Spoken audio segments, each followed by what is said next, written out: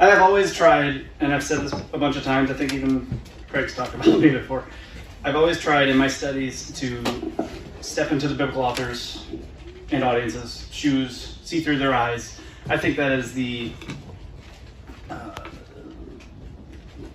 most advantageous way to understand the scripture. So today, I want to nerd out with everybody, and I know not everybody's as nerdy as I am, so I'm trying to keep it palatable. I'm pretty nerdy. Noted.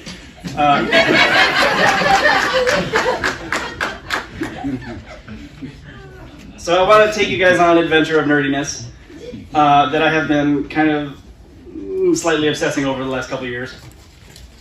I want to talk about the biblical creation story, Genesis 1 and 2 and 3 and so on, as it compares to other nations' creation stories, other mythologies about creation.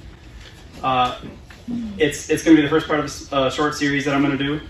I'm going to try to get through it in a reasonable amount of time. There's a lot to cover here. If I'm going too fast or if you want me to repeat something, feel free to ask, but I'm just going to say, eventually you're going to get hungry. So, you're going to experience, I'm just going to tell you this right now, you're going to experience information overload. If you're taking notes, give yourself a break. You're not going to remember everything that I cover. You're just not. There's just way too much, and you don't need to. You don't need to remember all the names and all the figures and all the things. I want you to follow the patterns. I want you to see, as we go through each of these stories and compare things, you're going to see, okay, this sounds like this, sounds like this, sounds like this. Now we're going to go over here. Oh, we got the same pattern, okay? That's the focus. As we go through this, again, for those that are not as nerdy as myself, you may feel like this is not the most important subject in the world. It might feel pointless or tedious. I promise you, if it hits you even close to how it hit me, you just take the time, soak it in. You will find it so valuable as you go through your Bible on your own. After you leave here, you go home and read by yourself, or however you take in the Bible, you're going to find this theme just shows up over and over and over and over again. We are completely ignorant to it because we don't live in ancient Israel. So, and in the meantime, if you are nerdy like me, it's quite interesting. Also, because I just want to put this on the table right up front before I get into this, because I am focusing on the creation account, I just want to say right now, I'm not touching the whole story of, young Earth, old Earth, evolution. I'm not going there. So if that's what you're getting out of what I'm saying, just put it aside. We're not going there. So let's actually get started. In the beginning, God created the heavens and the earth. You guys ever heard that before? Where's that at? Anybody? Any rough guess? Like literally the first thing. Okay. So, what do you think of when you read the beginning chapters of Genesis? Let's paint me a picture. Draw me a drawing. What do you see when you see creation? Everything. Okay. Raw land. Okay. God spoke and it just happened. Okay. God made stuff and then he made stuff out of stuff. Okay. But paint me a picture. What would it look like? Give me a photograph. Give me some pain. Animals, camels, and cats, and lions. Okay. Earth, okay. I feel like it's like an old tube light, like an old TV picture tube where it's black. Everything's just dark. You turn it on and then you slowly start to see that light open up and then everything just kind of starts to form from the old TV. Okay. Fair. Fair, okay. I gotta say I'm a little impressed. I expected some different answers, but most people, when you ask them if they've ever read Genesis, if you ask them to paint them a picture, and I'm not picking on anybody, but if you ever looked at Answers in Genesis or something, they have their diagram of the creation, and it's all kind of focused on a globe, and then stuff happens to the globe, and that's usually the kind of picture that people talk about. They see an Earth out in space, and that's where it starts, because that's what we grew up understanding the physical universe to look like. We live on a globe. I'm not saying we live on a flat Earth either, don't think that. But, Thank you. now, if someone wants to believe that, that's your business, but that's not mine. But when you paint that picture, most people paint that picture of the early days of creation. It's something like that. There's a globe in space, and stars start to form around it, and then things happen on it.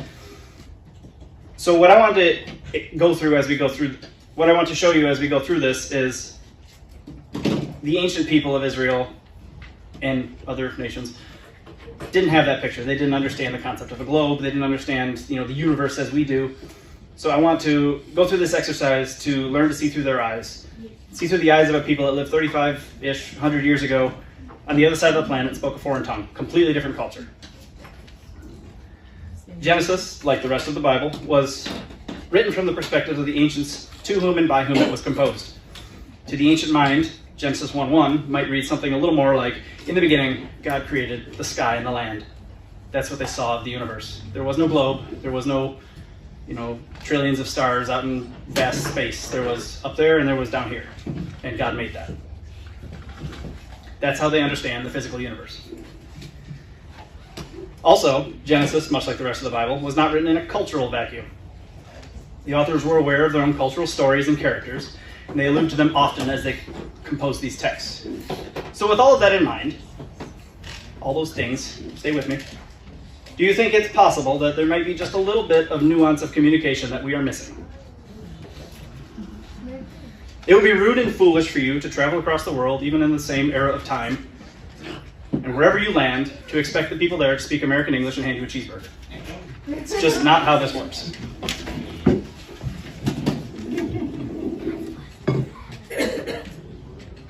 Ancient cosmology, or the understanding of the physical universe, was based entirely around what they saw around themselves. So I'm going to give you guys permission to play on your phone. Get your phone out, or whatever you got. Do an image search for Hebrew cosmology.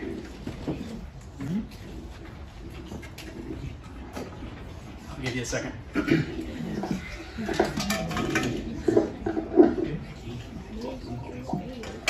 All the Verizon people can't. Sorry? All the Verizon people can't. Oh, Verizon people can lean over to AT&T or something. Well, for those who can, sorry, I didn't think about that. For those who can, you're going to see a whole bunch of pictures that most of them are pretty much the same of this, the flat Earth. Again, I'm not saying the Earth is flat, but this is the way the ancients understood things. You're going to see a flat disk Earth surrounded by a dome, standing on pillars in water and around water. That's the way they saw the universe. Some of those things we're going to touch on as we keep going. But what I want to point out right now, as we look at this Hebrew cosmology, and if you are looking at the picture and things are labeled, you probably recognize a lot of these phrases like, windows of heaven, the pillars of the earth. These are things that we hear in the Bible, right? What's fascinating about this, and where I want to start here, is that God spoke to these people in the, what's the word I'm looking for? Spoke to them in the context of the world that they understood. When he describes creation to them, he's not fixing their cosmology. He's not telling them, well, actually, the earth really isn't on pillars and there really isn't windows in heaven. He doesn't go there. He doesn't care, because the Bible is not about science, right? And I say this as someone who 10 years ago would have absolutely said the opposite, and did say the opposite very fervently. It's been a long journey. But so let me make my case. As a parent, I can tell my young child to look both ways before crossing the street because I love them and I want them to be safe. Right? That's what most people would do if they have any sense. Or I can tell my child to look both ways before crossing the street because there are vehicles moving on the road. These vehicles have a greater mass than the child and are moving at a high velocity, which if my child were to impede the vehicle's path, this would cause a redistribution of kinetic energy that would result in significant damage to my child's physiology, which in turn could cause devastating effects to their immediate as well as their long-term well-being, which they may find inadvisable for future endeavors. Which method is it that God employs in the Bible? Simple. He's not giving us a science lesson. He's teaching us things that matter like a loving father should. A good parent does not need to try to teach their 4-year-old a complex lesson in physics to cross the street. Neither does God need us to learn the complex mechanisms of creation for us to understand him as creator. Reading the Bible looking for bits of scientific knowledge is like reading Robin Hood for tips on archery. Just because it's in there doesn't mean it's a how-to manual.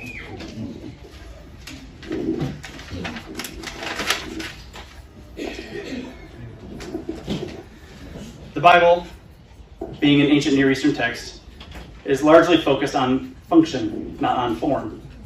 Does it work versus how does it work? Our modern minds tend to ask the question, how does it work? It's not how they thought. The Bible is addressing, does it work? 5 days a week, whether I like it or not, I'm an electrician. I can tell you two things. I can tell you that if you plug in your vacuum cleaner and flip the switch, it will turn on. Or I can begin to describe to you all the details surrounding AC theory, circuitry, electrical resistance, and so on. Which one of these responses is functionally useful? Which one of these responses would the Bible be giving? Ancient Near Eastern cultures, generally speaking, were more concerned with order. Did it work, or was it out of order? Chaos. I have a quote from the IVP Bible Background Commentary, Genesis 1, 9-19, if nobody's going to look at it. But they say, just as God is the one who set time in motion and set up the climate, he likewise is responsible for setting up all other aspects of human existence. The availability of water, the ability of the land to grow vegetation, the laws of agriculture, and the seasonal cycles. Each of God's creatures created with a role to play. All of this was ordered by God and was good, not tyrannical or threatening. This reflects the ancient understanding that the gods were responsible for setting up the system of operations. The functioning of the cosmos was much more important to the people of the ancient world than was its physical makeup or chemical composition. They described what they saw, and more important, what they experienced of the world as having been created by God. So from there, we're going to get to the text, I promise. From there, I want to take a very, very, very quick look at some of Israel's neighbors, just to get a flavor of their cultural context. Every ancient culture in the ancient Near East, well, everywhere else, had a mythology about creation. There's a story somewhere about where the world came from. In the ancient Near East, the general story of all of them is it starts with primeval chaos turned into an orderly creation by a god or gods. Darkness and deep waters are the beginning stage through everyone I could find, of these stories. These are terms of disorder, chaos, lacking function, not lacking material. Large seas are a picture, darkness and deep water, right?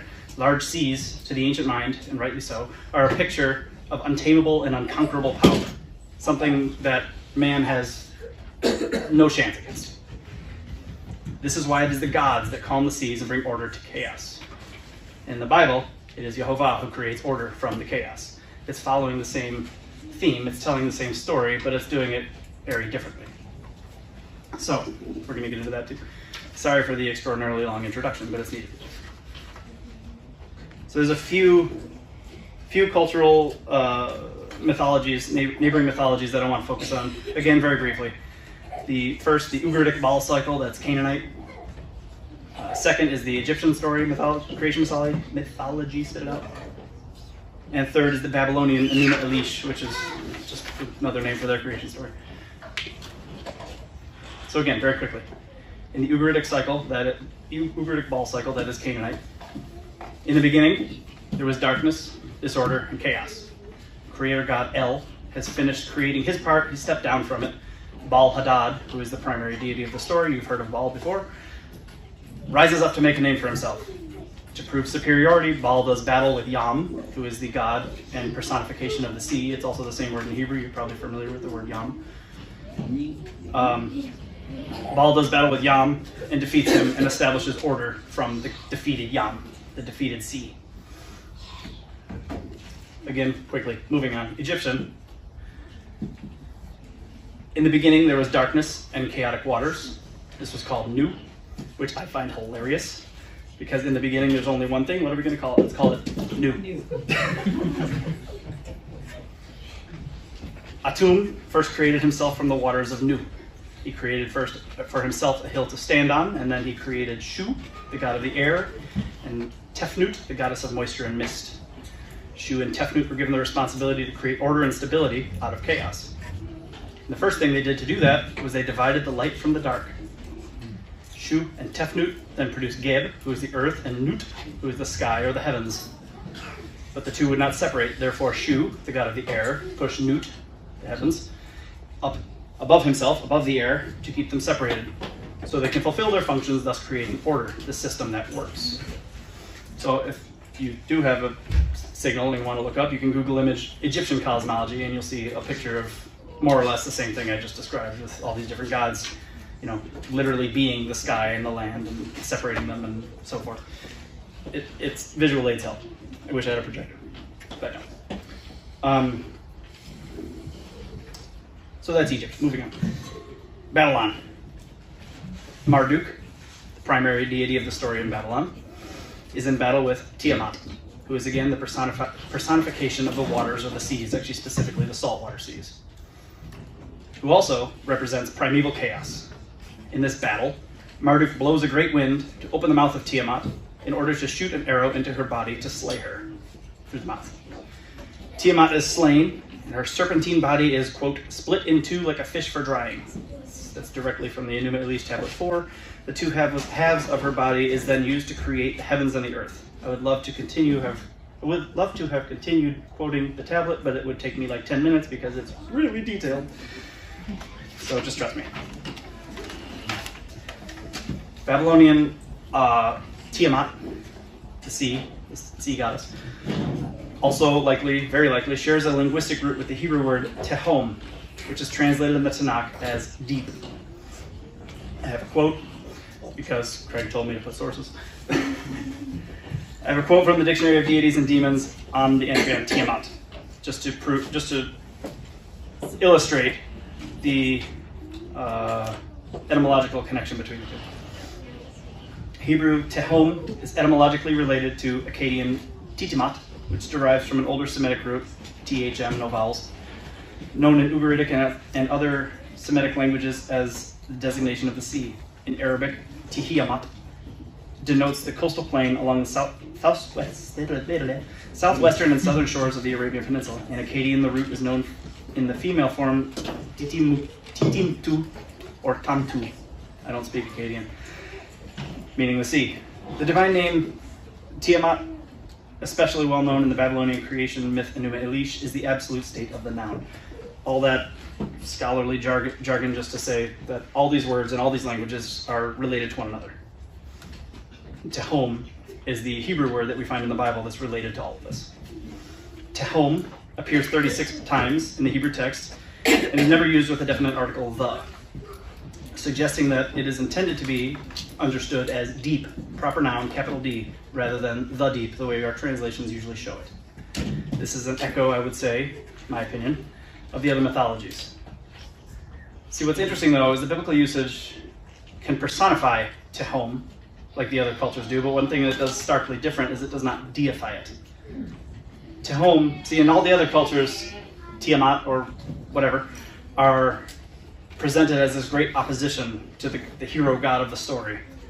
In the Bible, Tehom is presented as God's punching bag, often portrayed as being defeated by God over and over and over again. It's a literary device used to show the superiority of Yehovah by describing him in this familiar story. So with all this random information about Israel's cultural background, I'm sorry your brain already probably hurts. It's fried. Good. With all this random information about Israel's cultural background, what do we do with it? Why does any of this matter? These culturally recognized stories have found their way into the Bible in numerous places and ways. In the same way that a modern pastor or speaker might reference icons of culture that we all recognize, so also does the biblical text, and this is what we will explore next. So we're going to finally get into our Bible. Take a guess where we're going. Genesis 1. I'm going to a Michigan event. So I'll give you guys a nice long while to find it. I know it's hard to find.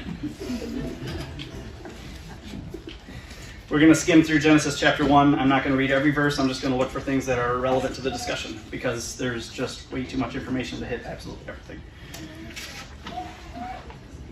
So Genesis 1:1.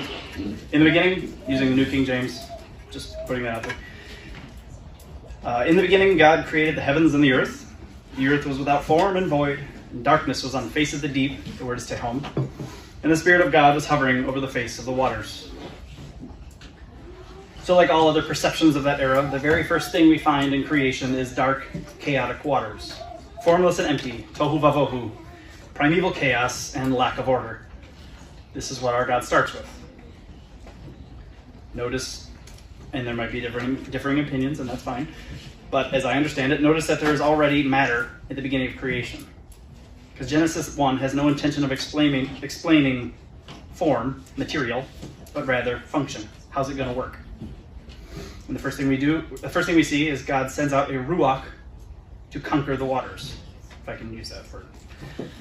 Like Marduk blew a great wind, a great ruach, to the deified seas, Tiamat, and will then proceed to divide them. We're already seeing echoes of familiarity to other cultures. We're just going to keep moving through. Genesis 1, 3-5. Then God said, "Let there be light." And there was light. And God saw the light, that it was good, and God divided the light from the darkness. And God called the light day, and the darkness he called night. So the evening and the morning were the first day. This is Yehovah beginning to organize the creation, the universe, delineating what should be where. How's this system going to work?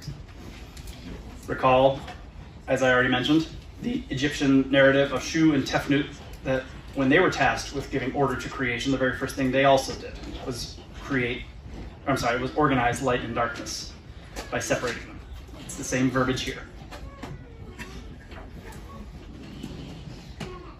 Keeping going. Genesis 1, 6-7. Then God said, "Let there be a firmament in the midst of the waters, and let it divide the waters from the waters." Thus God made the firmament, and divided the waters which were under the firmament from the waters which were above the firmament. And it was so. So God divided the waters. Like Tiamat, as already mentioned, was divided and conquered and divided. And like Baal defeated Yam. We've heard this story before, right? Except this time, this is where it gets interesting. Yehovah is not contested. There's no opposition. The difference in the stories is what is striking, not the similarity. Similarity is only valuable in that it provides a context to the differences. So we've heard this story before, we know what we're looking at, and we know what's supposed to come next. Oh wait, that's not what came next. Yehovah is the true hero of creation. This is clear messaging to both the Hebrews and the pagans. In a way that is so starkly different from all the other stories about all the other chief gods that had to struggle and fight, and maybe they're not going to make it. Yehovah speaks, creation happens, there is no opposition. I'm getting ahead of myself. Anyway, Genesis 1, 9-10. Then God said, "Let the waters under the heavens be gathered into one place, and let the dry land appear." And it was so. God called the dry land earth, Eretz, and the gathering together of the water he called seas, Yam. And God saw that it was good. It was good. This is a good time to mention the word good. Anybody know Hebrew, the word good? Tov. Okay, we've heard that before. I think it's on the board, wasn't it? I don't know. Yeah. We've been singing it. Yeah, exactly. We translate, generally, in English translations, we translate the word tov as good. But it's more than just good. You know, it's good, but with a different nuance.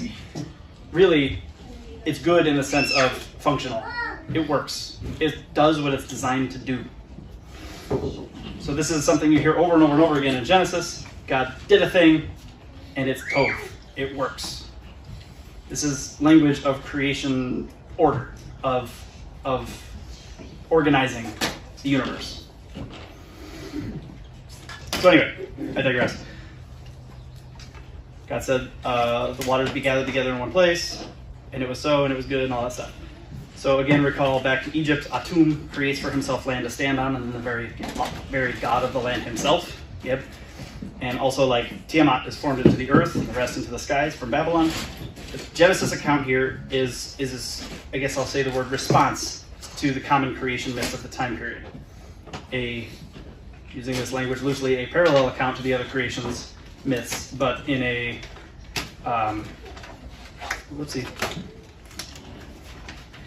But in Genesis, again, there's no war, there's no battle, there's no contest. Yehovah is entirely uncontested. He speaks and creation obeys every single time until he creates man, but that's a different story. Ugaritic, that is Canaanite, literature also includes a figure that is called either Lotan, Litan, or Litanu, any of those names. I'm going to go with Lotan because I feel like it. Lotan was a servant of the sea god, Yam. Lotan was an extension, thus thus, of the image of watery chaos like Yam was. Lotan was depicted as a sea serpent that inhabited the chaotic waters and epitomized chaos itself. Sometime later in history, it is, as things developed, because this myth existed for a long time, it was eventually depicted with 7 heads, which we might be familiar with the idea of a hydra. That's where it comes from. This is also a parallel to the Babylonian mythology, which already, as one being, depicts Tiamat as a serpentine figure. So anyway, we have this great picture of the sea serpent. It's the epitomization of the chaotic waters that ancient peoples understood as the opposition of order. So, who cares? The linguistic equivalent in the Hebrew language between Lotan and Tiamat, well, not, okay, the linguistic equivalent to Lotan, not so much Tiamat, but anyway, is Leviathan, or more recognizably to those who speak English, Leviathan. We're all familiar with Leviathan in famous places like Job 41, obviously, but Leviathan shows up in a lot of places in the Bible, and I think a lot of times when we read it, we just look at it and go, and move on. So I want to look at a handful of places, and again, there's way too many to look at all of them. I want to look at a handful of places where we see Leviathan, where I think people just skim over it. So Psalm 74, I'll give you guys a second, verse 12.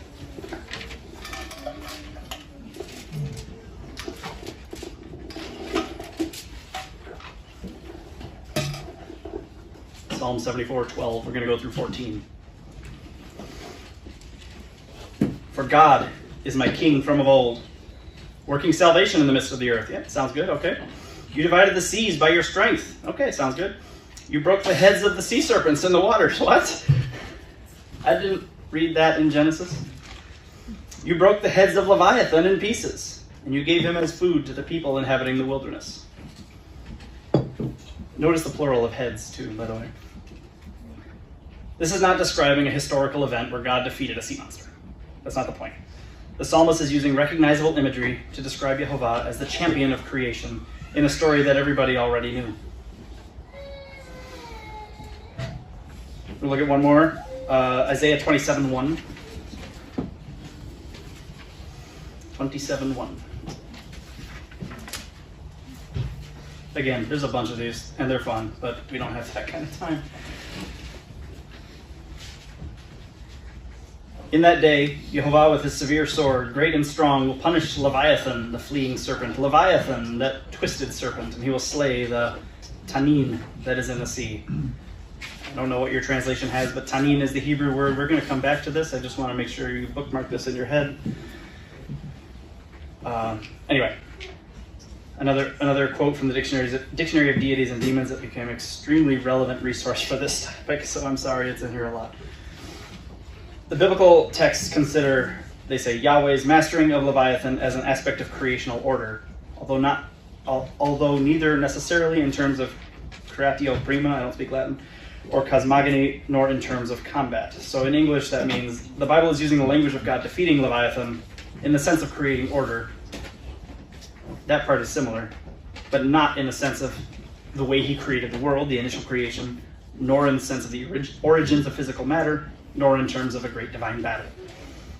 It's using the same familiar language in a starkly different way.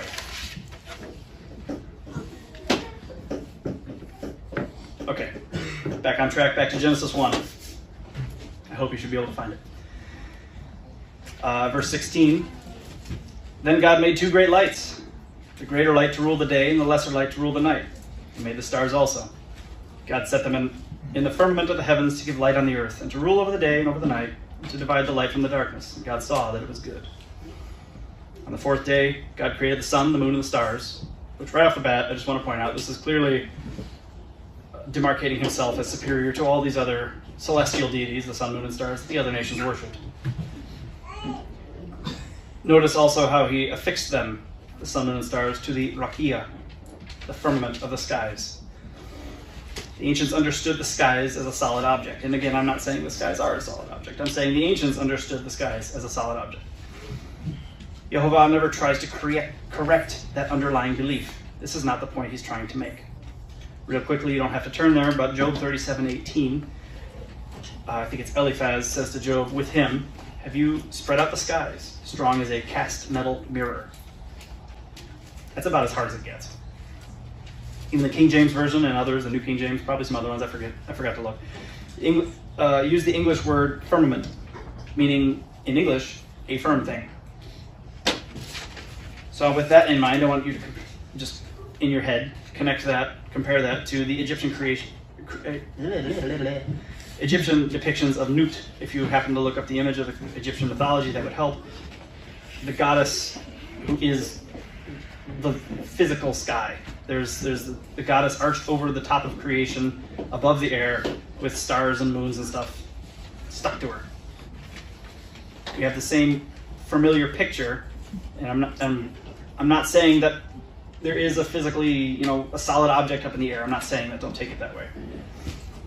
I'm saying the ancients understood these images and these stories, these characters, and they're using this language to express God's revelation to them. Genesis 1:20-21. Then God said, "Let the waters abound with an abundance of living creatures, and let birds fly above the earth across the face of the firmament of the heavens."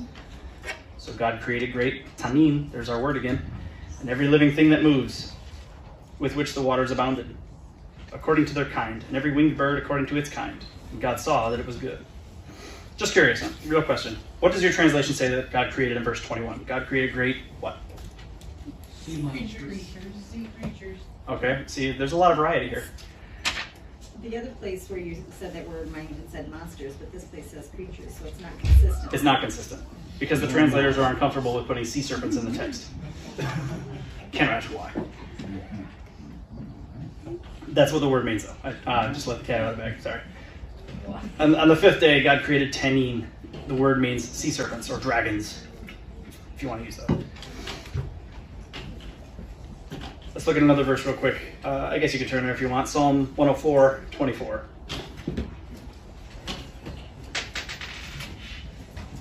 (24 to 26).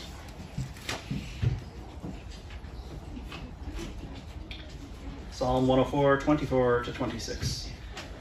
O Yehovah, how manifold are your works. In wisdom you have made them all. The earth is full of your possessions. All right, sounds good. This great and wide sea in which are innumerable teeming things, living things, both small and great. Yeah, that's wonderful. There the ships sail about, and there is that Leviathan, which you have made to play there.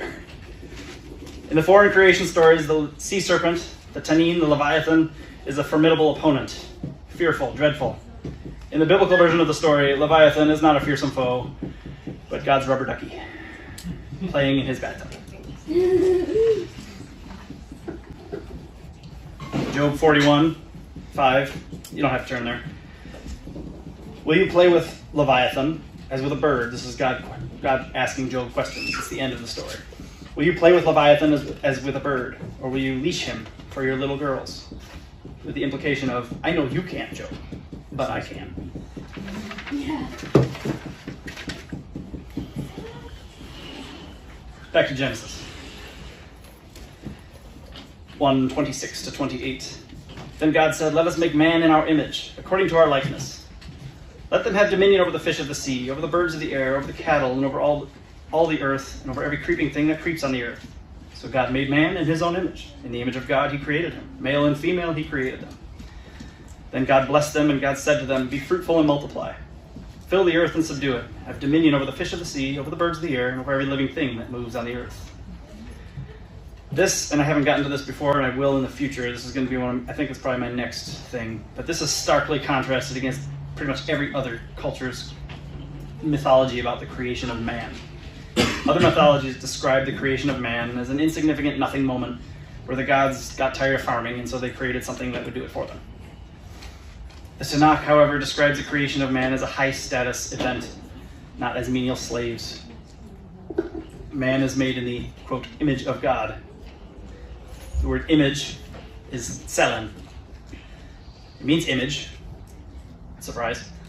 But it often is used in other places in the Bible, translated, well, it's still translated image, but it's used in the context, in the sense of an idol. Quote from IVP, "In the ancient world, an image was believed to carry the essence of that which it represented. An idol image of a deity, the same terminology as used here, would be used in worship of the deity because it contained the deity's essence. This would not suggest that the image could do what the deity could do, nor that it looked the same as the deity. Rather, the deity's work was thought to be accomplished through the idol, the tselem. In similar ways, the governing work of God was seen to be accomplished by people. This is what image means. This is one place where Genesis is just polar opposite to their neighboring cultures, and that is not an accident.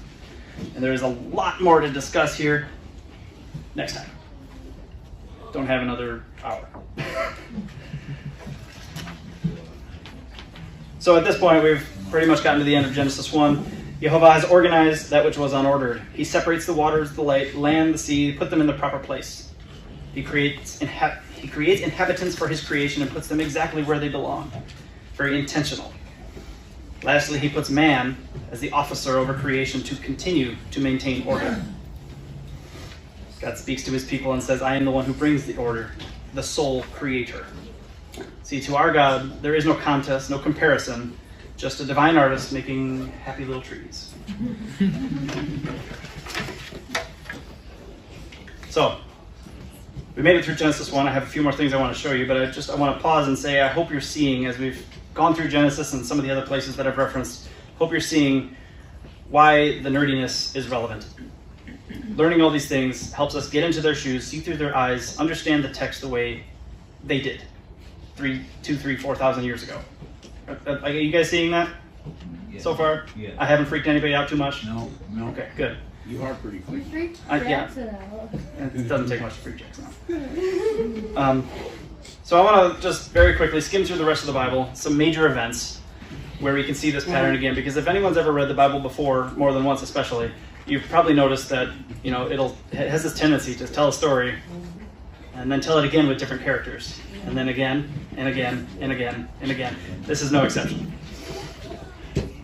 First thing I want to look at, we don't have to go too far, and I'm not going to have you turn there because I've probably taken way too much time already, is the flood. I trust, as we go through this survey of the Bible on some of these major events, I trust that you have all some familiarity with these stories, because I just simply don't have time to read all of them. The flood. The story of the flood, we have at the beginning, right, the way things are supposed to be. There's the waters above and the waters below, according to the text, the way they saw things. The flood begins, and the waters above come down, the waters below come up, and they rejoin. Creation is beginning to be undone. Tehom is beginning to leave its organization, its proper place, and rejoin above and below. Plants and animals are removed from the land. The land is then swallowed up by the chaotic seas. Again, we have the picture of Tehom, and all that had the breath of the spirit of life died. This is creation rewound. Then God caused a ruach to pass over the surface of the waters. The waters cease to flow from above and below and begin to recede back to where they belong. Then Noah sends out a bird who finds a plant to reveal that the land is dry. This is creation redone. And at the very end of it, and this is not a coincidence, I have to say, the ark rested on the 7th month, on the 17th day of the month. Come on. The flood is a story of creation being undone, swallowed up by the chaos waters, and then the chaos waters being subdued again. A recreation. Next one. I'm gonna ask, what is the next major event with water? Like big scale.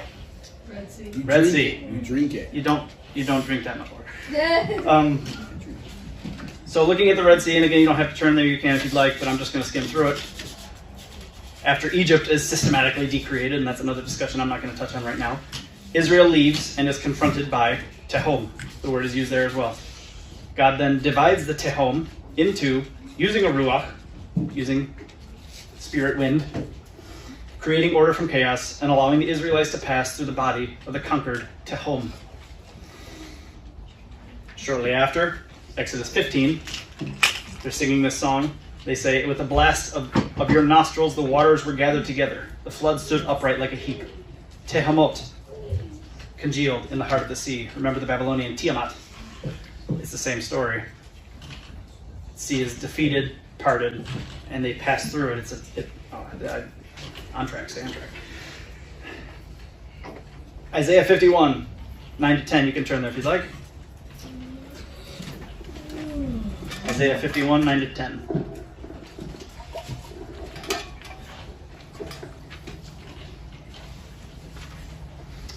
Isaiah 51, 9-10. Awake, awake, put on strength, O arm of Jehovah. Awake as in the ancient days, in the generations of old. Are you not the arm that cut Rahab apart and wounded the serpent? Are you not the one who dried up the sea, the waters of the great Tehom deep, and made the depths of the sea a road for the redeemed to cross over? Tehom obeys here the will of Jehovah. Tehom swallows up Pharaoh and the Egyptian army. Now we're getting a twist on the story. Instead of God just easily defeating Tehom, now he's using Tehom as a servant. Exodus 15:5, Tehom has covered them, Pharaoh. They sank to the bottom like a stone. Yet another quote from the Dictionary of Deities and Demons, Isaiah 51, 9-10. In Isaiah 51, 9-10, the reference to, again, they say Yahweh, as victor in the battle in the days of old, quote, against the monsters of chaos is used, just as in the Ugaritic myth of Baal, as a reason for hope in the present situation. This victory can be repeated in new situations of distress. The prophet has associated the creation of heaven and earth out of oceans of chaos with the deliverance of the people of Israel out of Egypt through the waters of the Reed Sea.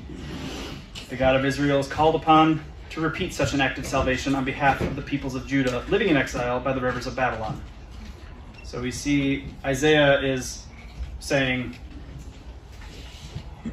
remember how way back when you defeated the sea serpent, and remember how you did it again when we left Egypt? Do it again, because we're being taken captive. Be our salvation. He's using this motif on so many layers. And after they get through after they get through the Red Sea, Israel was then brought through the divided seas to the holy mountain of God, which is a picture of Eden, which is another teaser for something I'm going to get at in the future. Just keep that in your brain for later. Can you repeat that again? Sorry.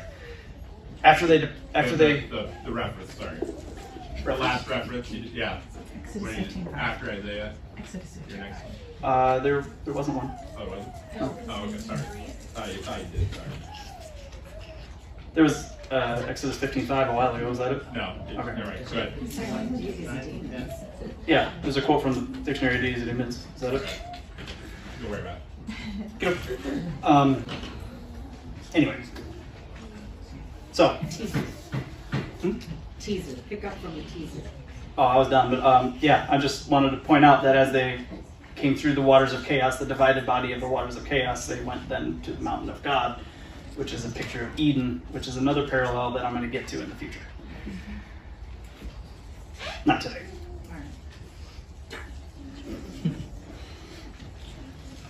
Okay, what's like the pinnacle of Bible stories? What's the most important figure in the Bible? Do you think maybe he has some echoes of this type? There's a famous story that even if you've never read the Bible, you've probably heard something of. The disciples and Yeshua are out on a boat in a lake. Yeshua is sleeping in the bottom of the boat on a pillow. You got swallowed by a whale. A huge storm, no, that's relevant too though. A huge storm comes across the sea. The disciples are freaking out. We're gonna die, don't you care? Are you gonna do anything about this? And so Yeshua wakes up, looks at the wind and the waves, and says, peace, be still.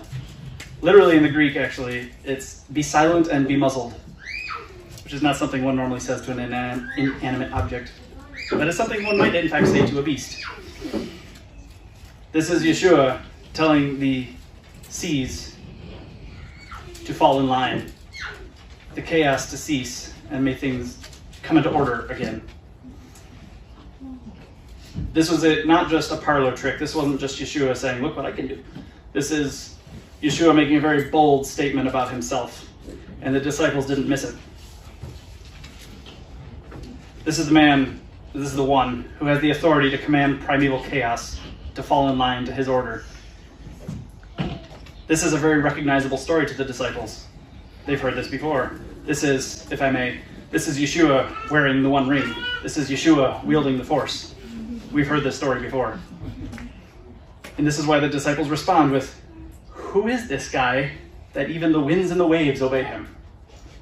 Never seen that before. By the way, at this point, I want to point out something that I think probably has nagged a lot of people as I've spoken. This event with Yeshua literally happened, historically happened. And I would say that all these other things that we looked at are of the same. I don't believe that the Bible is giving us false history. But I think we need to recognize, again, looking through their eyes, seeing, the world through in their shoes, we need to look at Genesis and the rest of the Bible, not primarily as historical narrative, the way we like to think of things, where this happened and this happened and this happened and this happened. We should first look at its theological intent of the things that it gives us.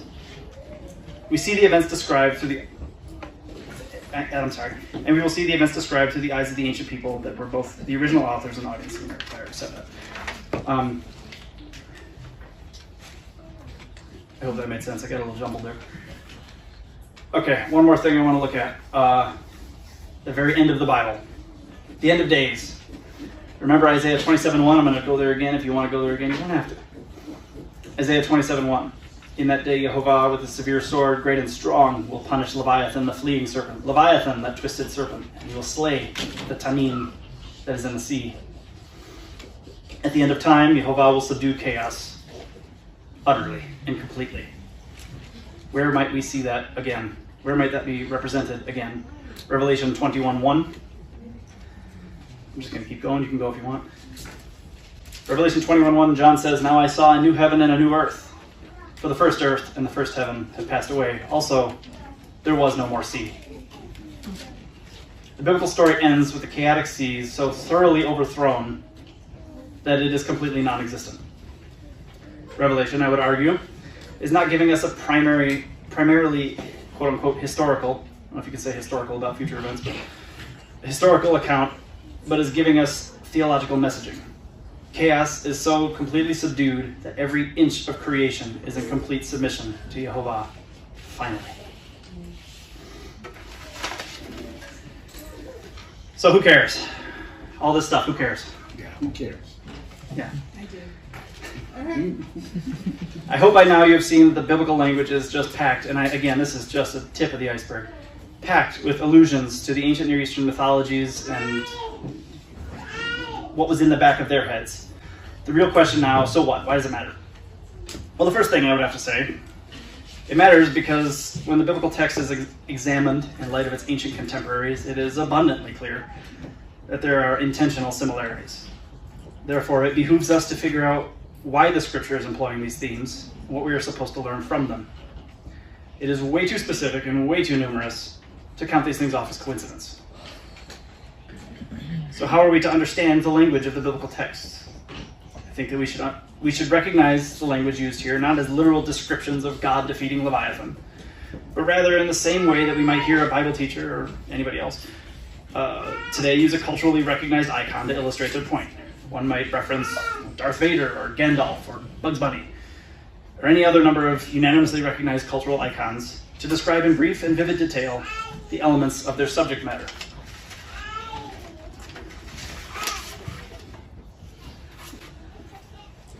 So, to wrap it up, the Bible, and in particular the creation, again, was not written in a cultural vacuum. The text is speaking to an ancient people that already has this picture in their minds, and it would greatly improve our ability to comprehend the text if we also have the same image in our minds. The ancient world is full of mythologies and legends that share much in common with the Genesis account, and by extension, the rest of the scriptures. What's intriguing, though, again, about Genesis is not what it has in common with these mythologies as much as it is where it stands different. The differences are the significant parts, because the section wasn't composed to give a photographic description of the historical events. It was composed to describe a theological message. We have a tendency in our culture to read things, anything, but specifically Genesis, the way we look at a photograph. expecting a detailed account of a material creation of things. Genesis, I would argue, is not a photograph. Genesis is a work of Picasso. It's artwork. Some parts are recognizable, others are surprising. And because it has elements in places that one would not expect, it causes us to ask the question, well, why is there an eye on the chin? Why is the nose upside down? I hope you guys know what Picasso looks like. Why is this like this? It's not supposed to be like this. When we see the text in this way, we can explore the answers to the questions the author wants us to ask. John Calvin said once that God lisps to us in his word. There's a little bit of a cultural gap because when he used the word lisp, it means like baby talk. God spoke to us in ways we can understand. He says this, I am the great and powerful God who is in no contest with anyone. I am the God of gods, the Lord of lords. I have complete control and authority over my creation. By the way, I am not just the king of the universe, I am your king. I have chosen you to be my image. Next time I speak, I don't know when that is, probably not soon, we will be exploring the ancient context of the image of God. For now, grace and peace, Shabbat Shalom.